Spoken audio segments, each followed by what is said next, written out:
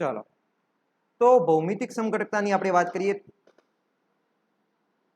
તો એની અંદર સૌથી પહેલા આપણે શું ભણ્યા હતા કે ભૌમિતિક સમઘટકતા ક્યારે જોવા મળશે એની આપણે ચર્ચા કરી હતી। બીજું, ભૌમિતિક સમઘટકતા કેવી રીતે તમે ચેક કરશો એની કેટલીક મેં શરતો પણ તમને લખાવી હતી।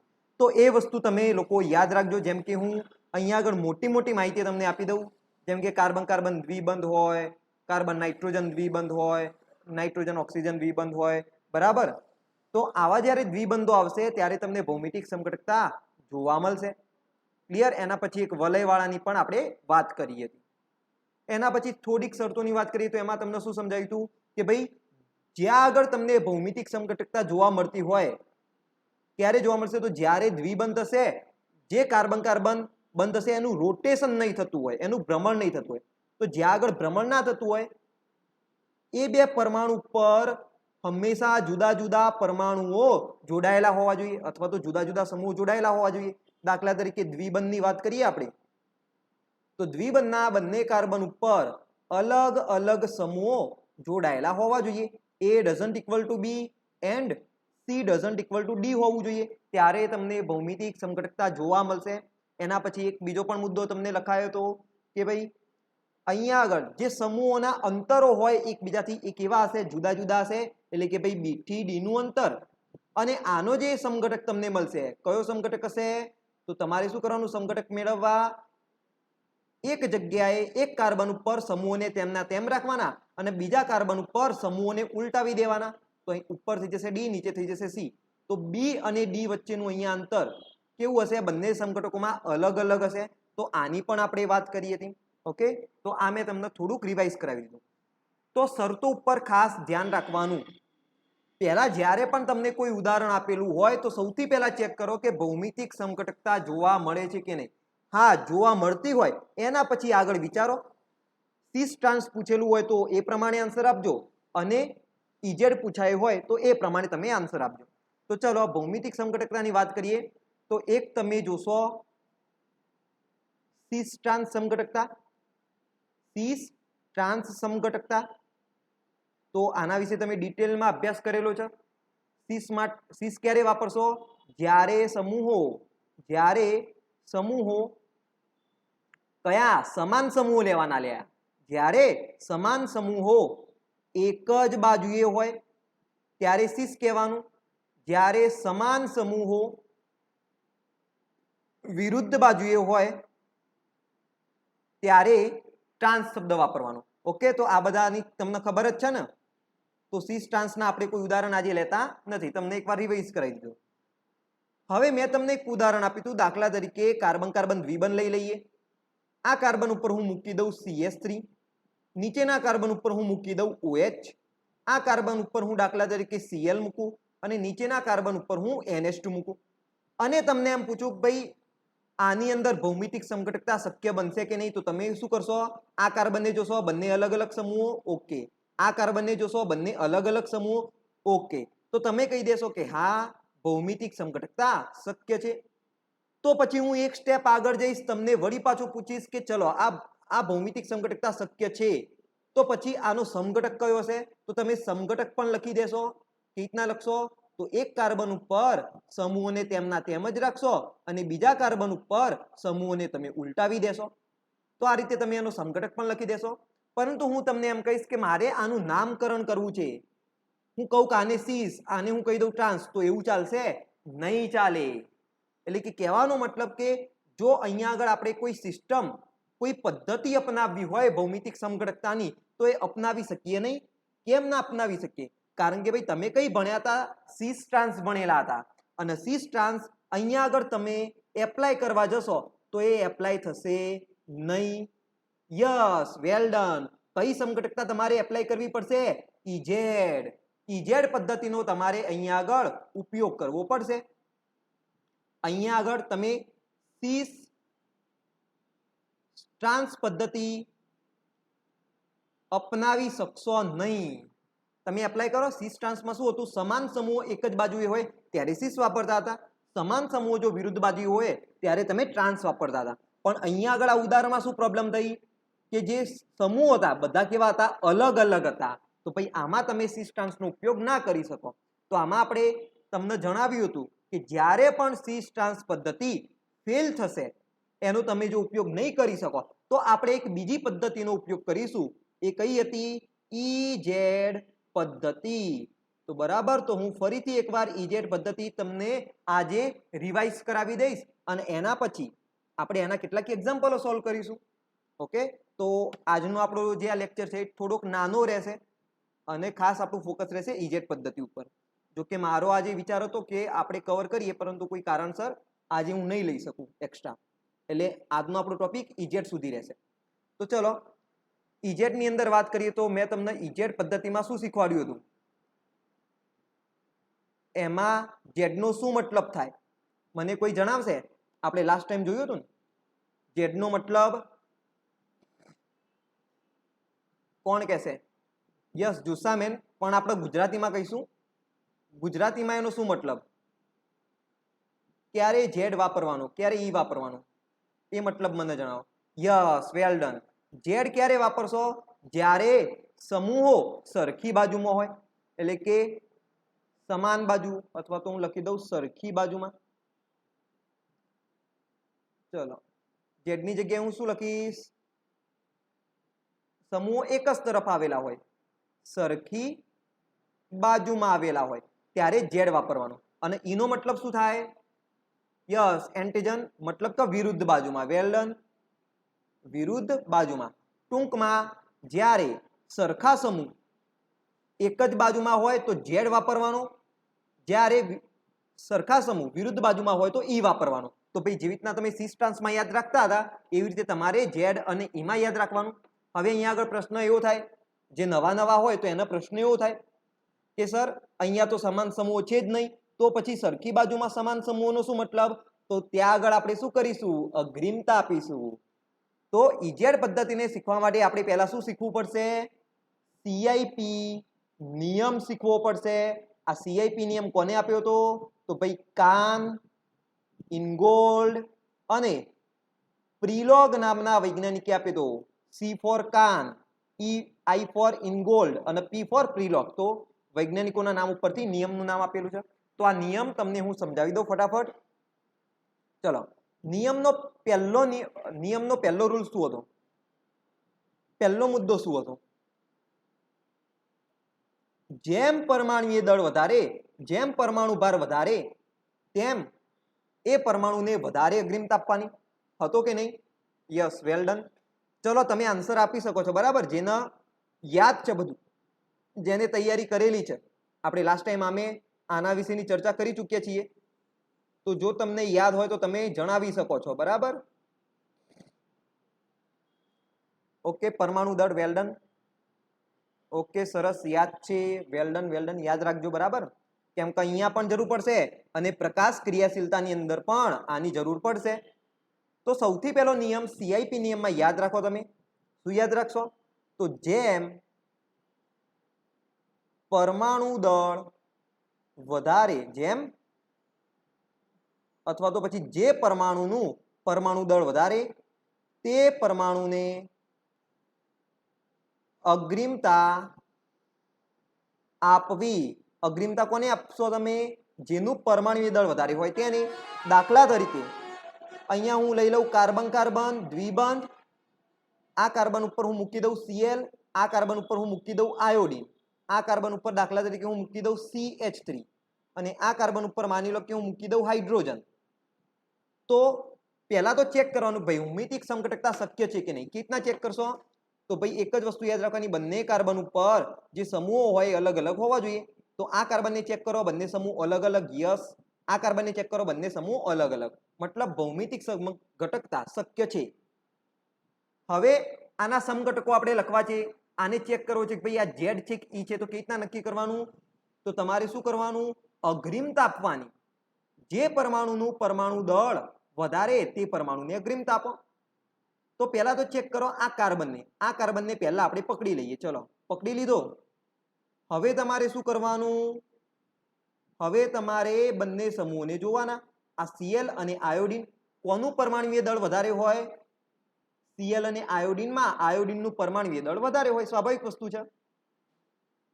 તો પછી અગ્રિમતા કોને આપશો? આયોડિનને.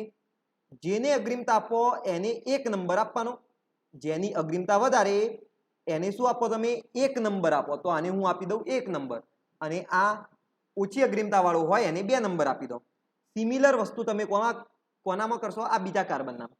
બીજા કાર્બનની અંદર તમે ચેક કરો, એક છે CH3, એક છે હાઇડ્રોજન. હવે જુઓ અહીંયા આગળ તમારે આખું CH3 સમૂહ નહીં લેવાનો, તમારે પરમાણુ જોવાનો, એટલે કાર્બન પરમાણુ જુઓ. અહીંયા છે હાઇડ્રોજન પરમાણુ, તો કાર્બન અને હાઇડ્રોજનની અંદર કોની અગ્રિમતા વધારે થશે? તો કાર્બનની થશે, કારણ કે કાર્બનનું પરમાણુય દળ હાઇડ્રોજન કરતા વધારે છે. તો ચલો આપી દઈએ કાર્બનને આપણે 1 નંબર, હાઇડ્રોજનને આપી દઈએ 2 નંબર. બોલો આવા નંબરો આપતા આવડશે કે નહીં? બોલો હા કે ના? આવા નંબરો આપતા આવડી જશે ને? ઓકે ચલો, ઓકે સરસ સરસ. તો બસ આટલા નંબરો આપતા આવડશે એટલે તમારું કામ થઈ ગયું.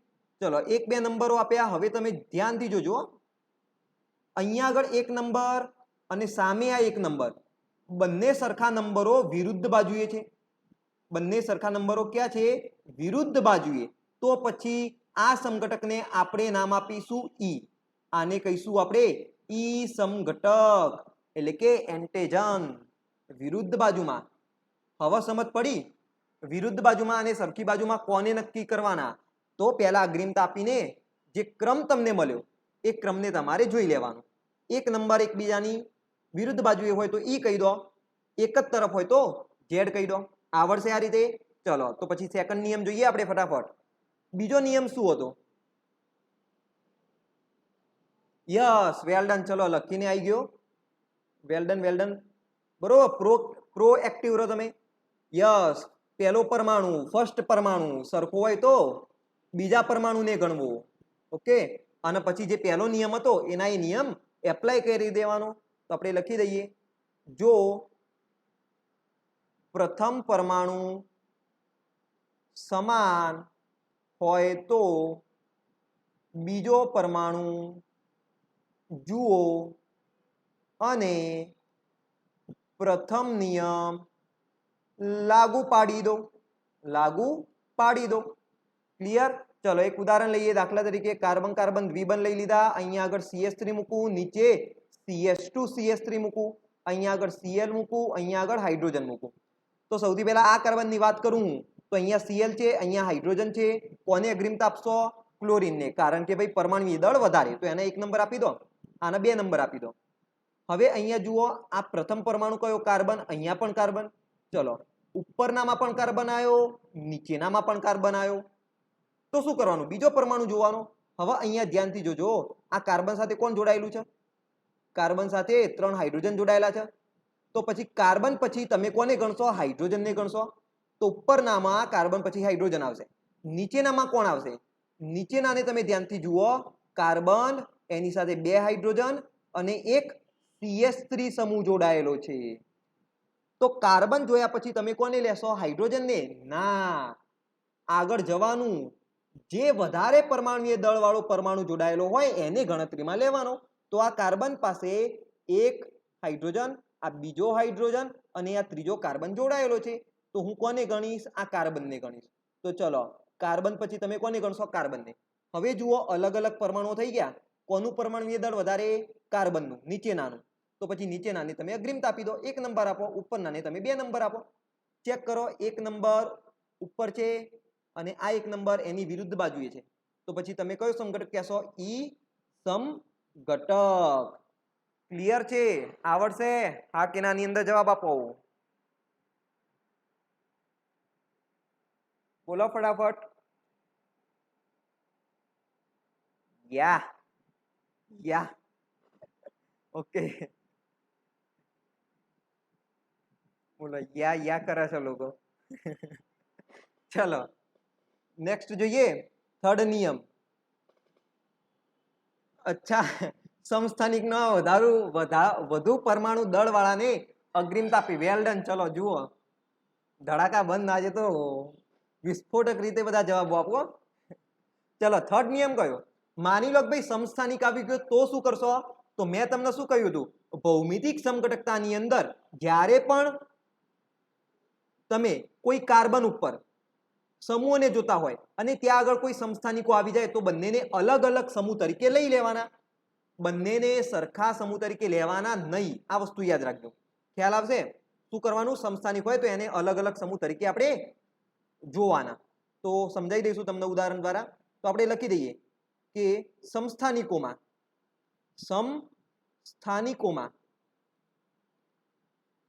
જેનું પરમાણુય દળ વધુ હોય તેને અગ્રિમતા આપવી.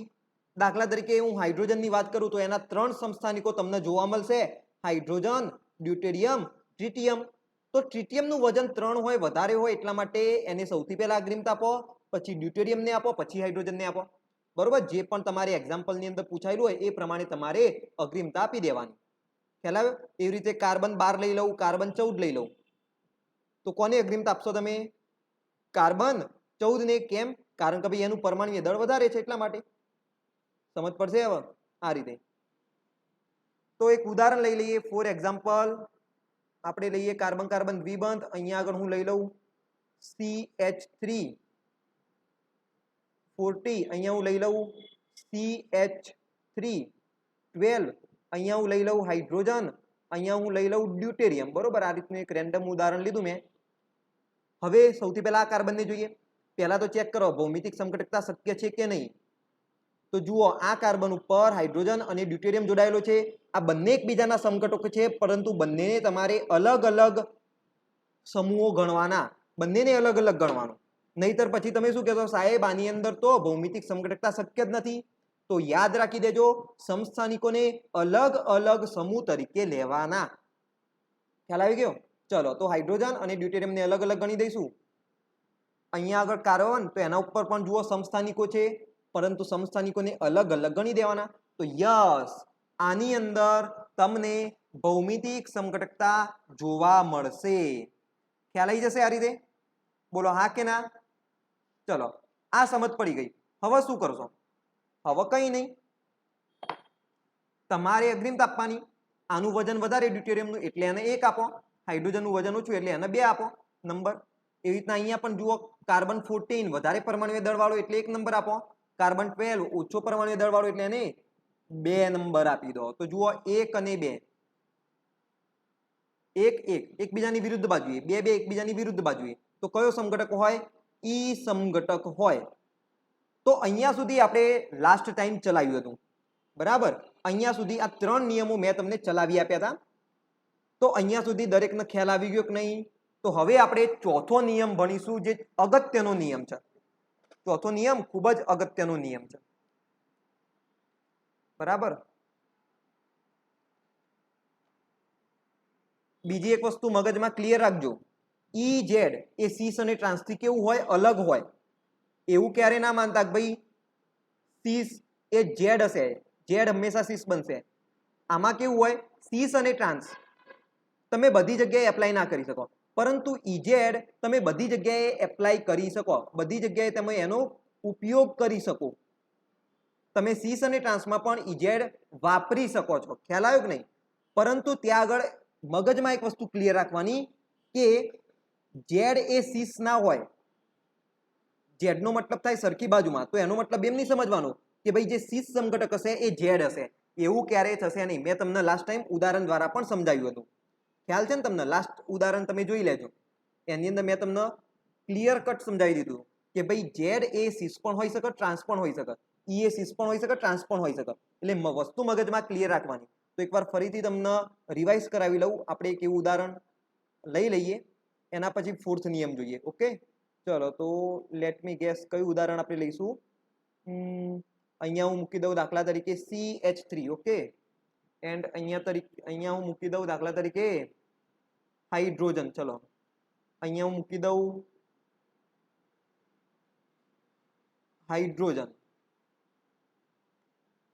वाह रे वाह, अब क्या करे क्या करे क्या करे. ઓકે ચલો, આઈ થિંક CS3 રાખવું જોઈએ. અહીંયા હું એક્ઝામ્પલ વિચારું, અહીંયા હું મૂકી દઉં CH3. ચલો ઓકે, ટ્રાન્સ અને મારે સીસ પણ બનાવવું છે. અહીંયા હું મૂકી દઉં CH2CS3. ચલો 1 2 1 2. Okay yes, well done. CS2CS3 મૂકી દીધો. ચલો એક આ ઉદાહરણ મેં તમને આપું છું. આની અંદર તમને ખ્યાલ આવી જશે કે ભાઈ ઈ એ હંમેશા ટ્રાન્સ ના જ હોય. ઈ ઝેડ પણ હોય, ઈ સીસ પણ હોઈ શકે, ટ્રાન્સ પણ હોઈ શકે. હવે તમે આની અંદર સીસ ટ્રાન્સનો ઉપયોગ કરી શકો. યસ, આની અંદર તમે સીસ ટ્રાન્સનો ઉપયોગ કરી શકો. અહીંયા જુઓ તમે CS3 છે, અહીંયા પણ એક સમાન સમૂહ CS3 છે, બંને એકબીજાના વિરુદ્ધ છે, તો તમે કહેશો આને ટ્રાન્સ સમઘટક. હવે આની અંદર મારે ઇઝેડ સિસ્ટમનો પણ ઉપયોગ કરવો છે, તો એ પણ હું અહીંયા આગળ લાગુ પાડી શકું. ઇઝેડ તમે ગમે ત્યાં લાગુ પાડી શકશો. તો એના માટે શું કરવાનું? અગ્રિમતા આપવાની. તો આને 1 નંબર આપશો, આને 2 નંબર આપશો, આને 1 નંબર આપશો, આને 2 નંબર આપશો. તો એક એક જુઓ એક જ દિશામાં છે, તો તમે એને શું કહેશો? ઝેડ કહેશો. તો સમજ પડી ગઈ કે નહીં? તો આ વસ્તુ મગજમાં ક્લિયર રાખજો એટલે ભૂલ ના પડે. બરોબર, જે અમુક નાના નાના કન્સેપ્ટ હોય એ ક્લિયર રાખવાના.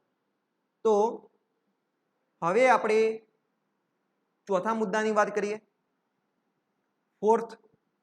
તો ચોથો નિયમ તમે યાદ રાખજો CIP નો, કે જો ત્રિબંધ હોય, દ્વિબંધ હોય અને એકલ બંધ હોય તો તમારે ત્રિબંધને અગ્રિમતા આપવાની, પછી દ્વિબંધને, પછી એકલ બંધને અગ્રિમતા આપવાની.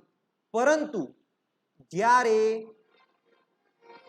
સમાન પરમાણુઓ હોય ત્યારે જ, એટલે કે જો તમે કાર્બન કાર્બન વચ્ચે બંધની વાત કરતા હોય, દ્વિબંધ, ત્રિબંધ, એકલ બંધની, તો આ રીતે લાગુ પાડવાનું. જો તમે નાઇટ્રોજન વચ્ચે દ્વિબંધ દ્વિબંધની વાત કરતા હોય તો આ રીતે લાગુ પાડો. ઓક્સિજન વચ્ચેના બંધોની વાત કરતા હોય, મતલબ કે સમાન પરમાણુ વચ્ચેના તમે બંધોની વાત કરતા હોય, જુદા જુદા બંધોની, તો એમાં ડાયરેક્ટ તમે યાદ રાખી શકો, દ્વિબંધને અગ્રિમતા આપો, પછી ત્રિબંધને અગ્રિમતા આપો, પછી દ્વિબંધને, પછી એકલ બંધને.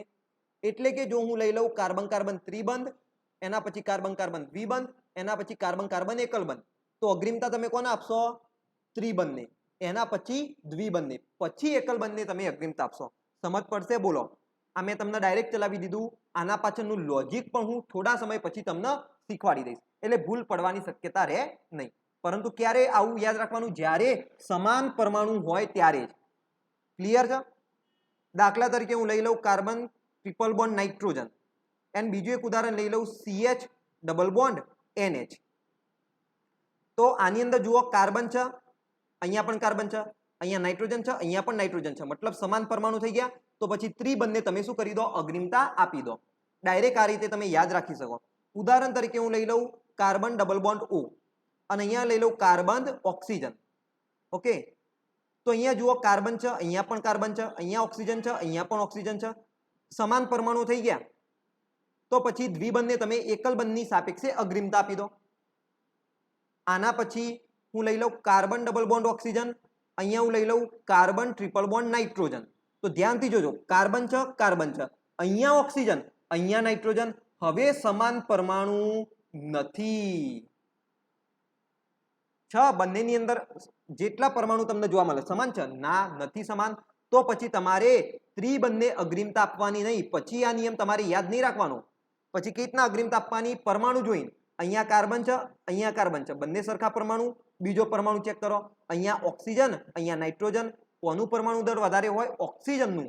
તો પછી C ડબલ બોન્ડ O ને C ટ્રિપલ બોન્ડ A ની સાપેક્ષે અગ્રિમતા આપી દો. તો આ રીતે તમારે કન્સેપ્ટ ક્લિયર રાખવાનો. આ રીતે તમારે કોઈ પણ પ્રશ્ન પૂછાય તો તમારે સોલ્વ કરવાનો. સમજ પડશે આ રીતે? ચલો એક બીજું ઉદાહરણ આની અંદર લઈ લઉં. CH ડબલ બોન્ડ NH, અહીંયા લઈ લઉં C triple bond C. Okay, તો અહીંયા ધ્યાનથી જોજો, કાર્બન છે, નાઇટ્રોજન છે, કાર્બન કાર્બન, તો બંને અલગ અલગ. તો પછી તમારે દ્વિબંધ ત્રિબંધ વાળો કન્સેપ્ટ વાપરવાનો નહીં. પછી તમારે પરમાણુ જ જોવાના. અહીંયા કાર્બન, અહીંયા પણ કાર્બન, અહીંયા નાઇટ્રોજન, અહીંયા કાર્બન. તો ભાઈ નાઇટ્રોજનનું પરમાણુ દળ વધારે હોય તો એને અગ્રિમતા આપી દો. સમજ પડશે? તો આ રીતે તમારે શું કરવાનો, એપ્રોચ કરવાનો કોઈ પણ પ્રશ્ન પાછળ. બોલો સમજ પડશે? ભૂલ પડશે આની અંદર? હા કે નાની અંદર જણાવો મને. ઓકે, ભૂલ નહીં પડે. ઓકે, ભૂલ નહીં પડે. સરસ. ઓકે, સરસ. તો આ ચોથો નિયમ હતો, એકદમ ઈઝી હતો, ડાયરેક્ટ યાદ રાખી દો, તમે ક્યાંય અટકશો નહીં. ખ્યાલ આવશે? હવે જુઓ, આ દ્વિબંધ ત્રિબંધમાં કેમ એવું કરવામાં આવે છે એ થોડુંક સમજાવી દઉં. તો આમાં શું કરવામાં આવે છે ખબર? દાખલા તરીકે હું લઈ લઉં CH triple bond CH. Okay, એકચ્યુઅલીમાં આવું તો ના હોય. અહીંયા એક હાઇડ્રોજન ઘટાડી દઈએ, અહીંયા કોઈ સમૂહ જોડાયેલો હશે. આ રીતે છે. ફરીથી લખી દઉં એકવાર.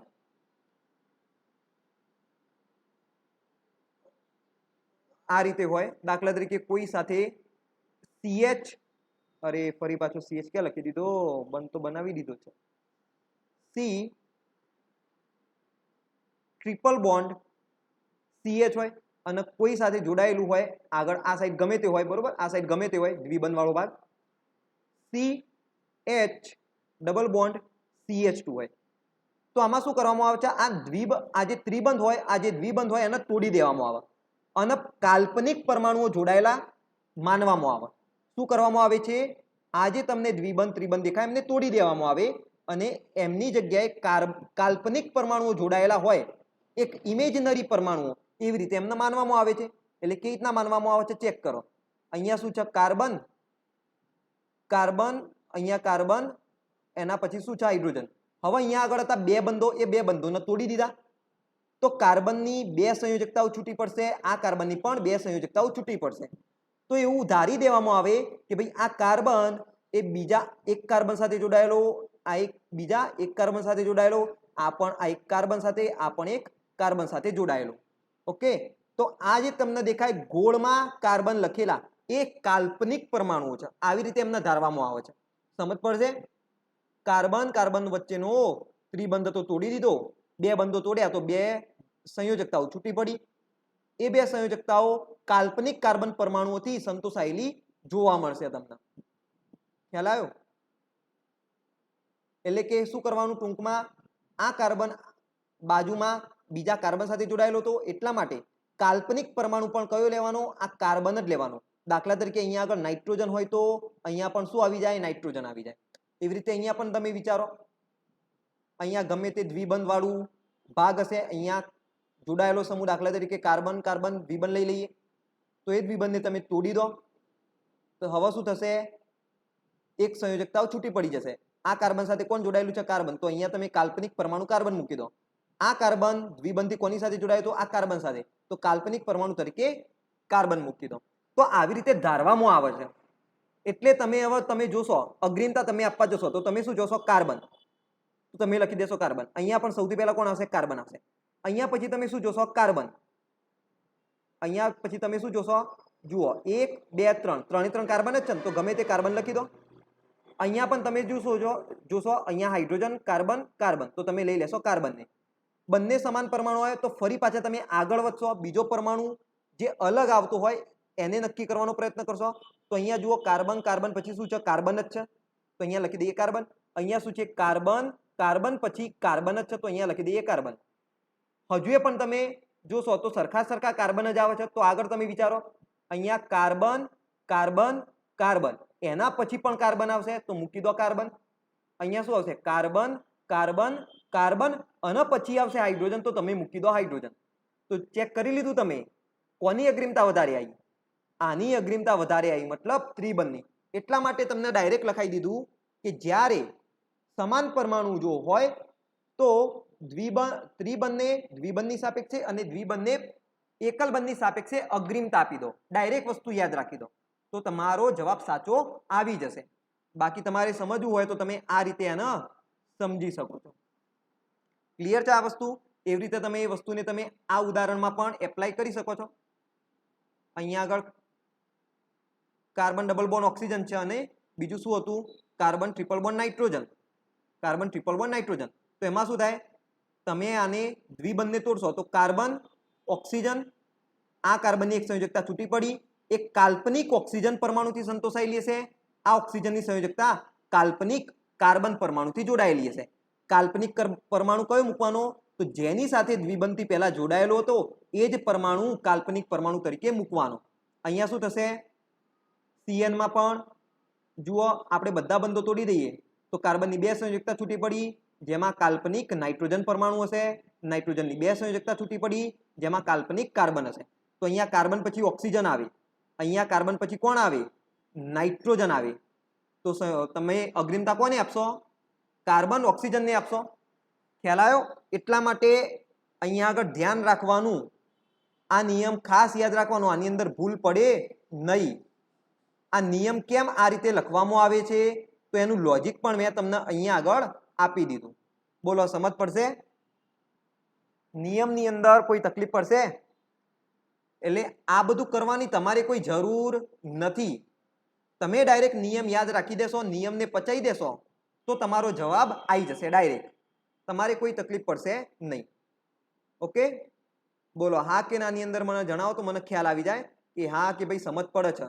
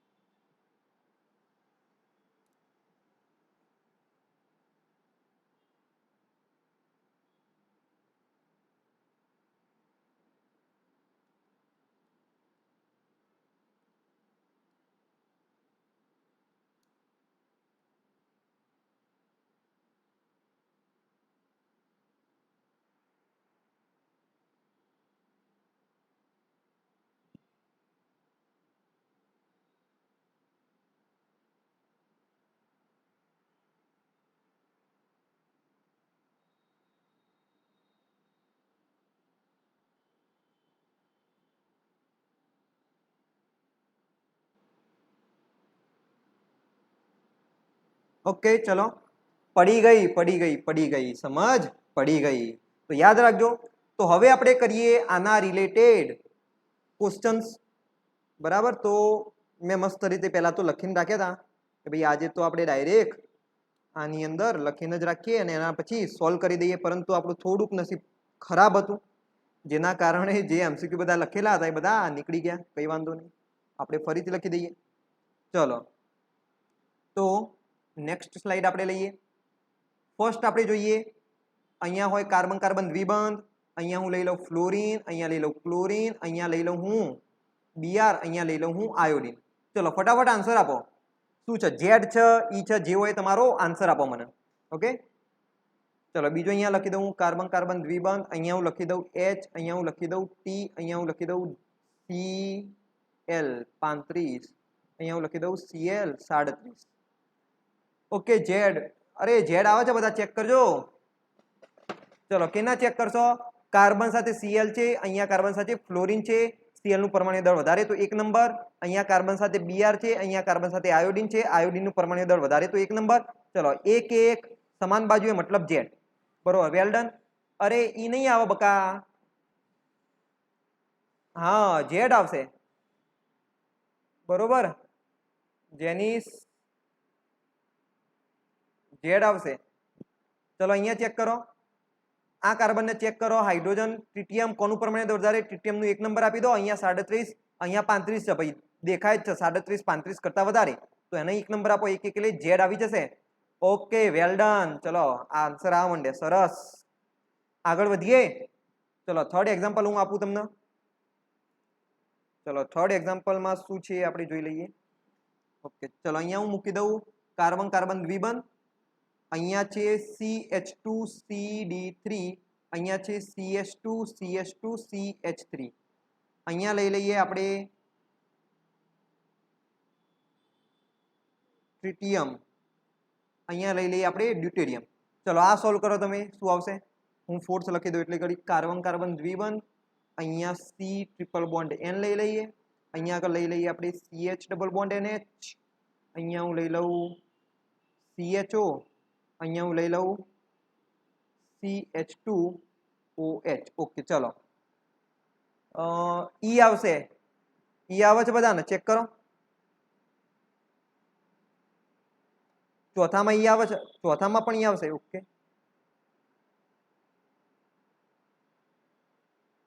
થર્ડમાં શું આવશે? ત્રીજામાં બધા કે છે E આવશે. ઓકે ચલો ચેક કરીશું. જુઓ આ કાર્બનની વાત કરીએ તો અહીંયા ટ્રિટિયમ, અહીંયા ડ્યુટેરિયમ. ટ્રિટિયમને અગ્રિમતા આપશો તો 1 નંબર આપી દઈએ.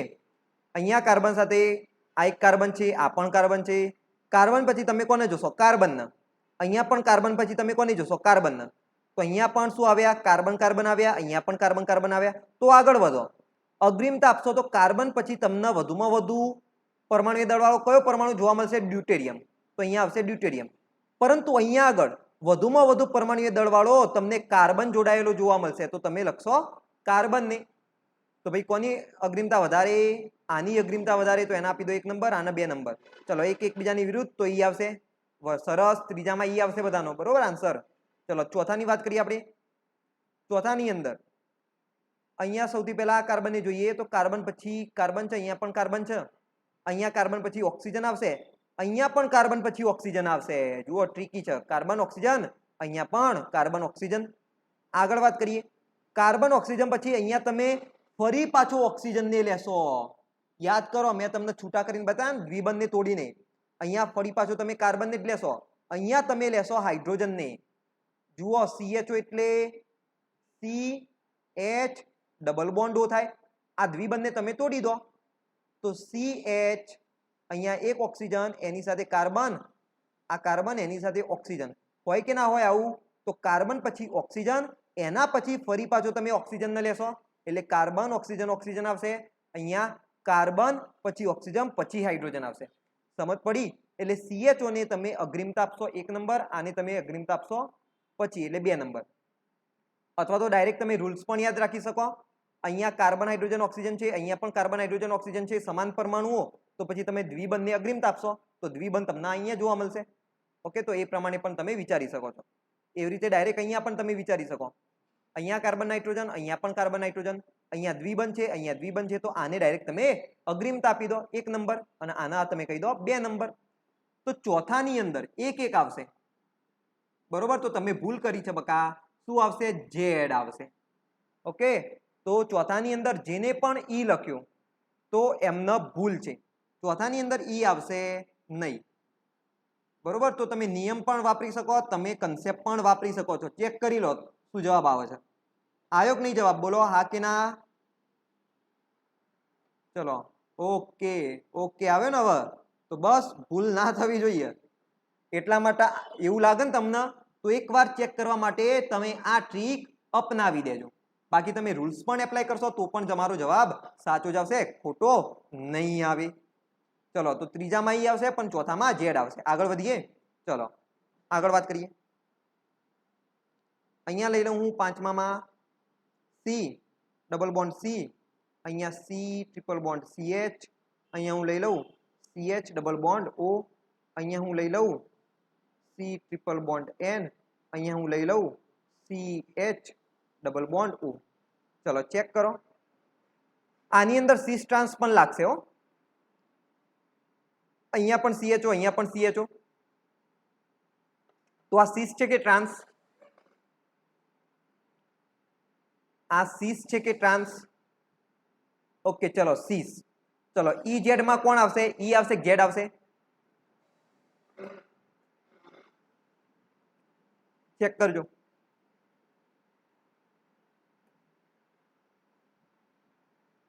ચલો Z આવે છે બધાને?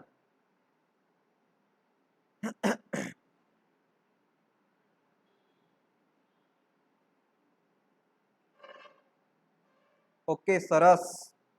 ચલો ચેક કરી લઈએ. અહીંયા કાર્બનને પકડો, કાર્બન પછી નાઇટ્રોજન, અહીંયા કાર્બન પછી ઓક્સિજન. ડાયરેક્ટ દેખાય છે. કાર્બન પછી નાઇટ્રોજન છે, અહીંયા કાર્બન પછી ઓક્સિજન આવે છે. તો ઓક્સિજનનું પરમાણુ દળ વધારે હશે તો આને આપો 1 નંબર. અહીંયા ચેક કરો. કાર્બન પછી કાર્બન આવે છે, અહીંયા કાર્બન પછી ડાયરેક્ટ ઓક્સિજન આવશે, પરમાણુ દળ વધારે તો એને 1 નંબર આપો. એક જ દિશામાં, તો કયો? જુસ્સામેન. કેવો? જુસ્સામેન, જલસાવાળો. બરોબર? જેડ એટલે કેવો? જલસાવાળો. તો ભાઈ જલસાવાળો જવાબ આવશે. આવી ગયો બધાને? બોલો, જલસાવાળો જવાબ આવે છે કે નહીં આવતો? ઓકે, હા, ચલો આવી ગયો. સમજ પડશે? તો ભાઈ આવા ઈ અને ઝેડ વાળા તમને સવાલો જોવા મળશે. બીજા લઈ લઈએ આપણે. દાખલા તરીકે કાર્બન કાર્બન દ્વિબંધ, અહીંયા હું મૂકી દઉં CH2 અહીંયા હું મૂકી દઉં CH2 CD3, અહીંયા હું મૂકી દઉં CHO, અહીંયા હું મૂકી દઉં COCH3.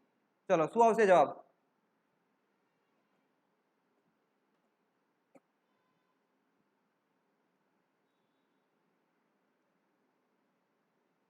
આન્સર શું આવશે?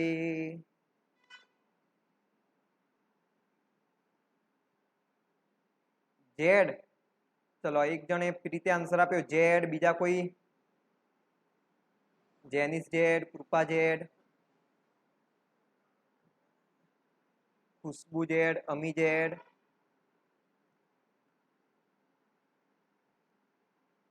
ઓકે, ચલો.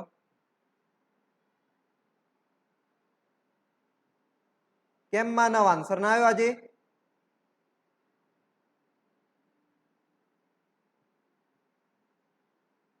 ચલો,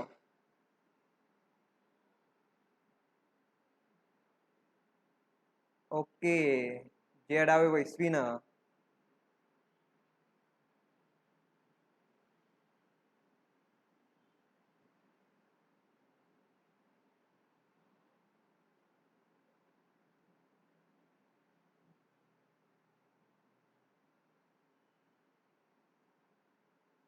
લેફ્ટ સાઈડમાં વિચારું છું એટલે ખ્યાલ ના આવ્યો. કેમ લેફ્ટ સાઈડમાં વિચારું છું?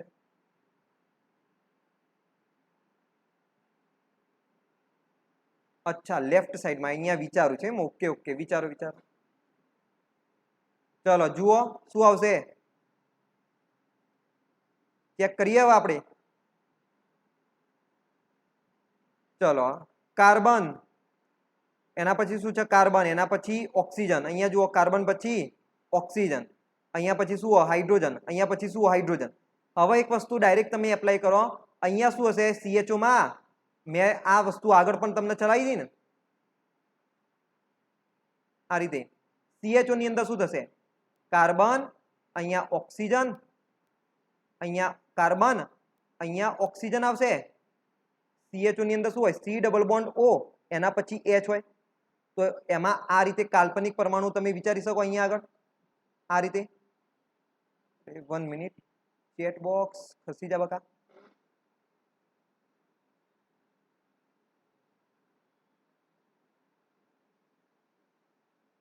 ઓકે, ચલો, અહીંયા ઓક્સિજન,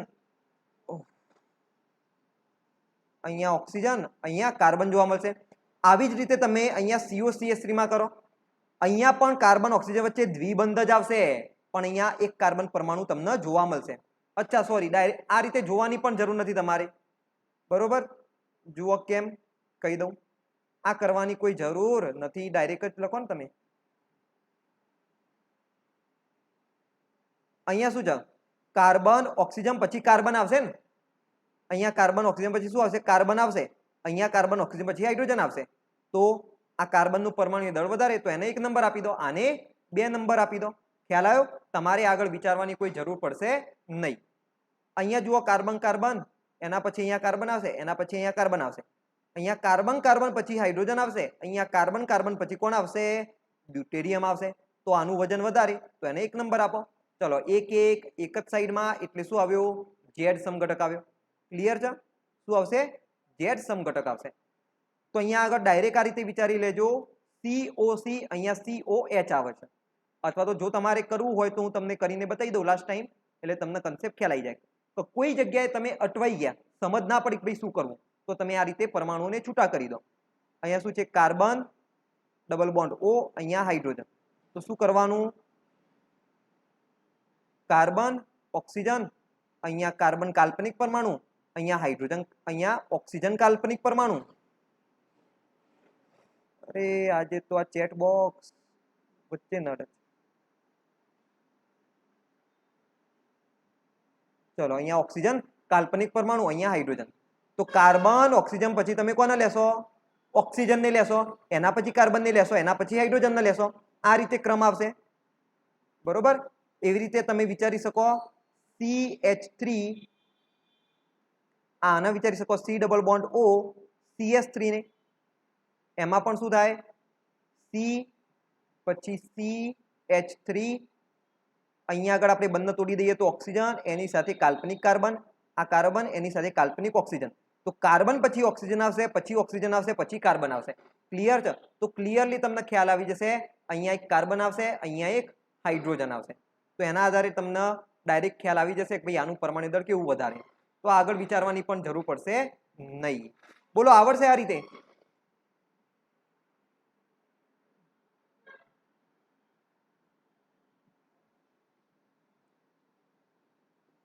કાલ્પનિક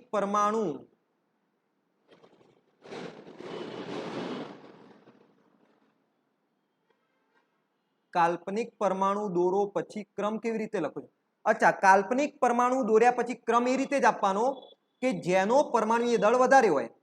ખ્યાલ આવ્યો? નિયમ એના જ રહેશે.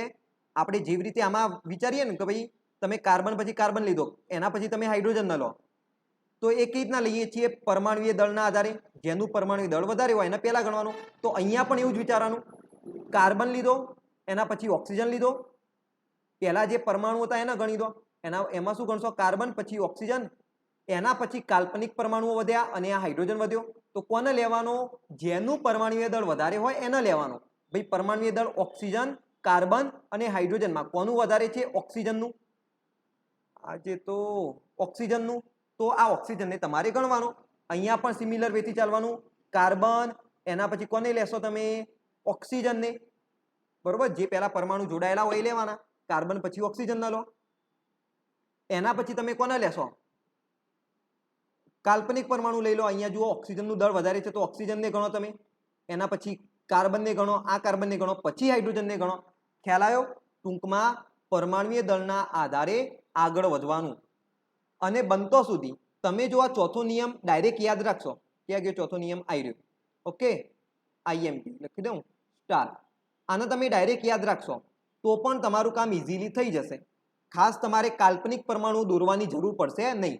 હા, ક્યારે જરૂર પડે? જ્યારે કોઈ મોટું બંધારણ આવી ગયું. અહીંયા આગળ મેં લઈ લીધું COCH3, તો આમાં તમારે થોડુંક વિચારવાની જરૂર પડે. બાકી ડાયરેક્ટ તમે આના આધારે પણ જવાબ તમારો લખી શકશો. બરોબર, ક્લિયર છે? હવે કોઈ કન્ફ્યુઝન આની અંદર? ચલો જણાવો, આની અંદર કોઈ કન્ફ્યુઝન હવે? ઓકે, બરોબર, સમજ પડશે ને? બસ ભૂલ ના પડવી જોઈએ, કન્સેપ્ટ ક્લિયર રાખજો. પણ હું કહું છું કે તમે નિયમ ડાયરેક્ટ યાદ રાખશો ને તો કાલ્પનિક પરમાણુઓની ખાસ એટલી બધી જરૂર પડશે નહીં. ઇન કેસ ક્યાંક અટવાઈ ગયા તો એના માટે તમને કામે લાગી જશે. બરાબર? ચલો હવે હું બીજા કેટલાક તમને પ્રશ્નો આપું, જેમાં આપણે લઈએ carbon double bond nitrogen, carbon double bond oxygen. અને તમારે આન્સર શું આપવાનું કે એમની અંદર ભૌમિતિક સમઘટકતા શક્ય છે કે નહીં એ ચેક કરીને તમારે આન્સર આપવાનું. ખ્યાલ આવી ગયો?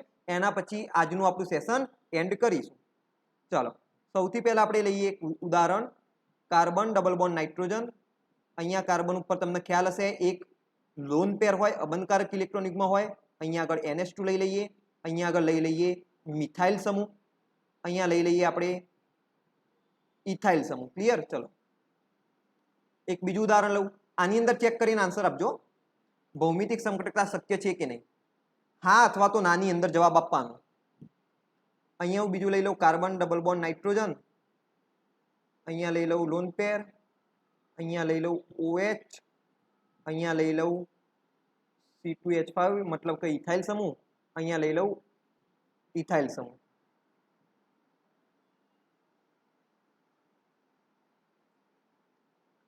ઓકે, ચલો પહેલામાં શક્ય બનશે કેવી રીતના? તો સૌથી પહેલા જુઓ, કાર્બન મિથાઇલ સમૂહ ઇથાઇલ સમૂહ બંને અલગ અલગ સમૂહ, નાઇટ્રોજન અહીંયા NH2 અહીંયા લોન પેર. હવે યાદ રાખો, અબંધકારક ઇલેક્ટ્રોન યુગ્મને પણ અલગ સમૂહની જેમ ગણવાનો. તો આ પણ બંને અલગ અલગ સમૂહ થઈ ગયા. તો ભાઈ બંને કાર્બન ઉપર અલગ અલગ સમૂહ જોડાયેલા છે, મતલબ ભૌમિતિક સમઘટકતા શક્ય બનશે.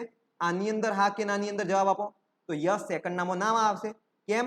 કારણ કે ભાઈ અહીંયા પણ ઇથાઇલ છે, નીચે પણ ઇથાઇલ છે. બસ ખાલી સંજ્ઞામાં ફેર છે. ઉપર મેં પ્રોપર આણ્વીય સૂત્ર લખ્યું, નીચે મેં ઈટી શબ્દ વાપરી દીધો. ઓકે, તો ખાસ કરીને તો શબ્દ નહીં વાપરેલો હોય, ખાસ કરીને તમને આ રીતે આણ્વીય સૂત્ર જ આપેલા છે. પણ તેમ છતાં એક ટ્રીકી પ્રશ્ન આપણે બનાવવાનો પ્રયત્ન કર્યો. તો આમાં આવશે ના. સમજ પડશે હા કે નાની અંદર? ક્લિયર છે? ચલો બીજો જોઈએ. ચલો તો આપણે લઈએ નેક્સ્ટ થર્ડ. એમાં લઈ લઉં હું કાર્બન ડબલ બોન્ડ ઓક્સિજન લઉં. હવે અહીંયા લઈ લઉં CH3, અહીંયા લઈ લઉં હાઇડ્રોજન. આ કાર્બન ઉપર એક લોન પેર મૂકી દઉં, અહીંયા મૂકી દઉં એક હાઇડ્રોજન, અહીંયા મૂકી દઉં પ્લસ સાઇન. મતલબ કે તમને ખ્યાલ આવ્યો શું થયું? ભાઈ ઓક્સિજન પાસે બે અબંધકારક ઇલેક્ટ્રોન યુગ્મ હોય, એની પાસે કોણ આવ્યો? H+ આવ્યો. તો ઓક્સિજને શું કર્યું? એક અબંધકારક ઇલેક્ટ્રોન યુગ્મ હાઇડ્રોજન સાથે વાપરી દીધું બંધ બનાવવામાં. Okay, 1 minute. શું થયું?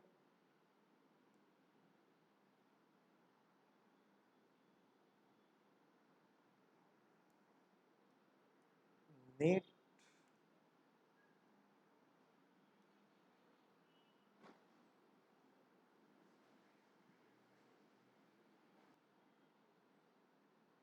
ઓકે. ચલો તો થોડોક નેટવર્કનો ઇસ્યુ આવી ગયો છે વચ્ચે, એના કારણે આવું થયું. કંઈ વાંધો નહીં. અહીંયા એક્ઝામ્પલમાં તમે ચેક કરો કે ભૌમિતિક સમઘટકતા શક્ય બનશે કે નહીં. બેઝિકલી અહીંયા આગળ શું કર્યું? ઓક્સિજન ઉપર બે અબંધકારક ઇલેક્ટ્રોન યુગ્મ હોય, એમાંથી ઓક્સિજને એક અબંધકારક ઇલેક્ટ્રોન યુગ્મ હાઇડ્રોજન સાથે બંધ બનાવવામાં વાપરી દીધા. ઓક્સિજને પોતાના ઇલેક્ટ્રોન હાઇડ્રોજનને આપી દીધા, એટલે એના ઉપર કેવો વીજભાર આવી ગયો? પ્લસ વીજભાર આવી ગયો. ક્લિયર છે આ વસ્તુ? બાકી ઓક્સિજન ઉપર કેવો નિયમનિષ્ઠ ભાર આવે એને શોધવાની પણ મેં તમને એક ટ્રીક આપેલી છે, એ રીતે તમે નક્કી કરી શકો.